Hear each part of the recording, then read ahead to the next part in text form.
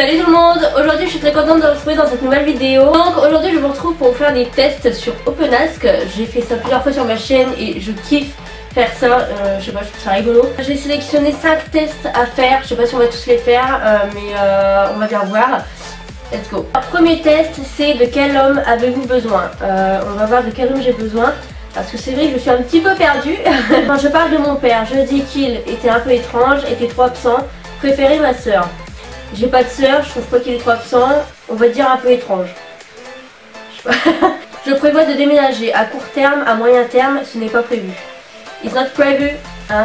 C'est quelqu'un d'autre qui prévoit de déménager, de chien.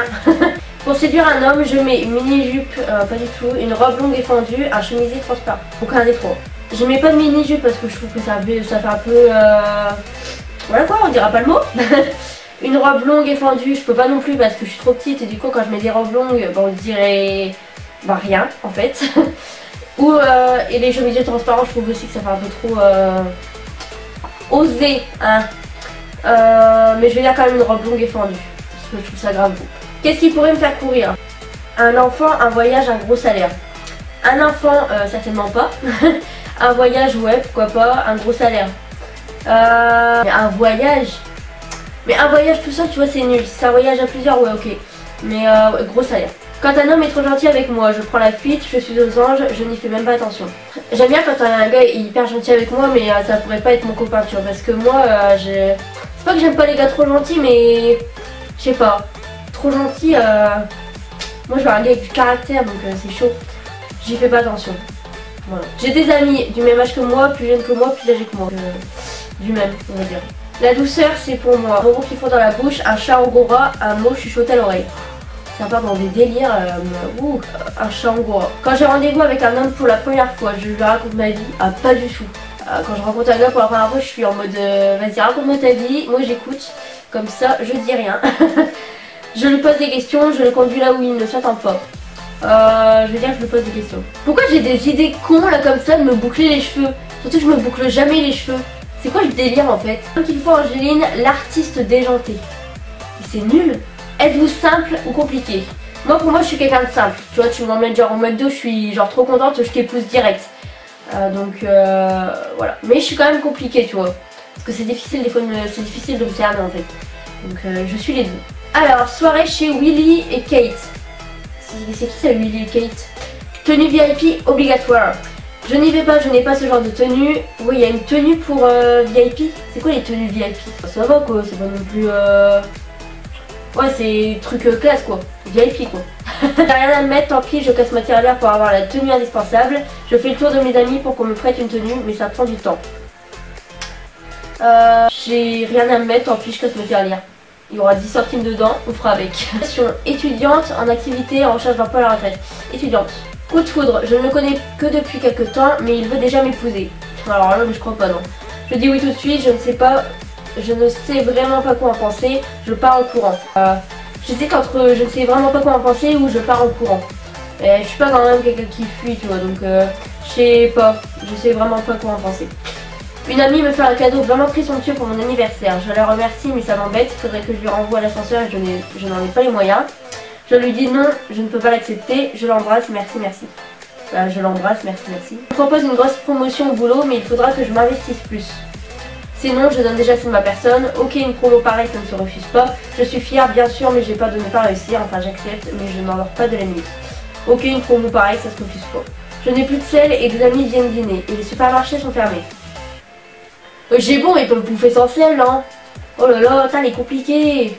Je vais emprunter du sel à la fourmi, ma voisine. Tant pis, on mangera sans sel. Et si je changeais mon menu en ne faisant que du sucré, vite, je m'active. Ouais, je suis pareil, un menu que du sucré, c'est dégueulasse. Bah tant pis, on mangera sans sel. Hein. Quand on a un tout petit salaire, on se dit que la vie est vraiment injuste. On se dit aussi qu'on est exploité. On vit à crédit, on ne va quand même pas se priver de tout. On se débrouille pour ne pas consommer trop. L'important, c'est d'avoir un compte en banque clean. Étant une grande dépensière, c'est galère, mais je dis que la vie est vraiment injuste. Voilà, on est exploité.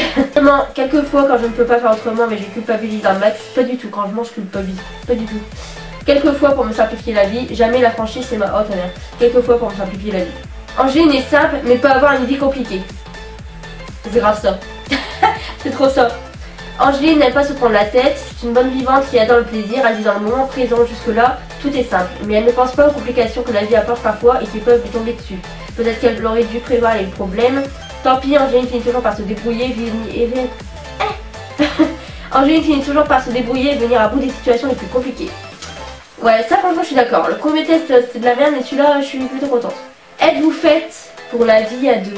Ouais, ce test il est bien fait pour moi parce que je doute vraiment si vraiment je suis faite pour être toute seule ou avec quelqu'un. Parce que vu mon caractère de merde qui n'aime rien, et bah ouais. Vous êtes sympa mais parfois un peu trop possessif, chiante, volage. Quoi? Ça veut dire quoi volage? Je connais pas. Je suis plus chiante que possessive je pense. La Saint-Valentin est pour vous une vaste fumisterie, une fête à ne pas oublier, un casse-tête pour savoir avec qui la passer. Un casse-tête non puisque je la passe toujours tout seul donc j'ai l'habitude à force hein. Je dirais une vaste fumisterie. De la merde. Bon pour moi la Saint-Valentin c'est nul. Si j'avais un copain et que j'aurais la Saint-Valentin, j'aimerais juste pas qu'on sorte des cadeaux, juste qu'on passe juste un bon moment à deux, tu vois, genre à regarder un film. Parce que les cadeaux je trouve ça nique tout. Si vous étiez un animal domestique, vous seriez un chien, un chat, un poisson rouge. Genre poisson rouge, l'animal qui sert le plus à rien de toute ma vie. Un chien. Avec vos ex, vous êtes odieuse, charmeuse, distante. Avec mes ex, je m'en fous. je m'en tape donc distante. Angéline, tu es programmée pour vivre seule. C'est une blague. Putain mais déjà que je suis célibataire depuis 1940 et qu'ils me disent ça, mais franchement je suis au bout de ma vie en fait. Ils veulent vraiment me faire déprimer, c'est ça le truc. Angéline a quelques petites habitudes et a parfois du mal à ce qu'une nouvelle personne vienne tout chambouler. C'est vrai. Indépendante, c'est vrai aussi. Elle aime faire ce qui lui plaît sans rendre de compte à personne. Toutefois, elle peut tomber amoureuse et accepter qu'on lui passe la carte au cou. Mais il faudra probablement que son nouveau chéri soit aussi indépendant que Angéline. Alors là, dernier test, top. C'est trop vrai. Voilà, c'est trop vrai. Après que mon nouveau chéri soit aussi indépendant, c'est vrai. Je veux pas d'un gars qui compte que sur moi, tu vois, en fait, qu'il ait que moi dans sa vie. Je veux qu'il ait ses potes, je veux qu'il ait sa vie aussi, tu vois. Ça me ferait de la peine qu'il ait que moi. Genre vraiment. Surtout qu'il ait que moi, tu vois. Ça me ferait de la peine. Hein. Ça là, ce test là, il est fait pour moi. Je me pose trop la question. Parce que tu vois, j'ai jamais perdu quelqu'un genre décédé dans ma vie.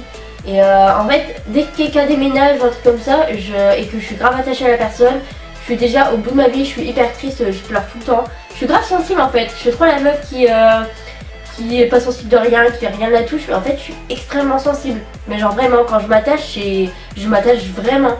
Quand vous pensez à la perte d'un être cher, vous vous sentez nostalgique des bons moments passés ensemble, coupable de continuer à vivre, en colère.